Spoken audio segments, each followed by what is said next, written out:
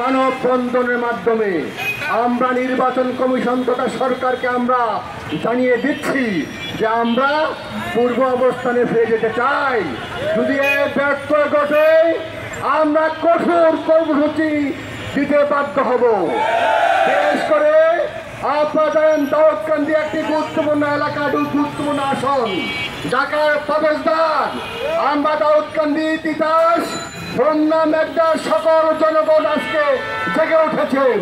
সকল জনগণ চাচ্ছে আমরা পূর্বের ন্যায় থাকবো।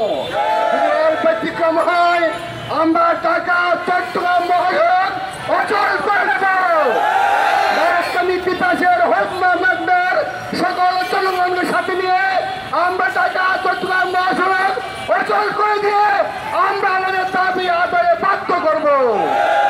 এই জন্য আমরা এই নির্বাচন কমিশন করে আমরা আন্তরিকভাবে বলতে চাই, এই দাউদকান্দি, তিতাস এবং মেঘনা, হোমনার মানুষের হৃদয়ের ভাষা বুঝে আপনারা সঠিক সিদ্ধান্ত নেবেন এবং আমরা পূর্বের নিয়ে যে দাউদকান্দি এবং তিতাস, হোমনা, মেঘনা আমরা এইভাবেই চাই। আপনারা এইভাবেই আমাদেরকে সেই নতুন করে আবার আপনারা চিন্তা করে আমাদের সেই আসন পুনর্বহাল করবেন। আপনাদেরকে সেই আহ্বান করে সকলকে ধন্যবাদ জানিয়ে আমার বক্তব্য শেষ করছি।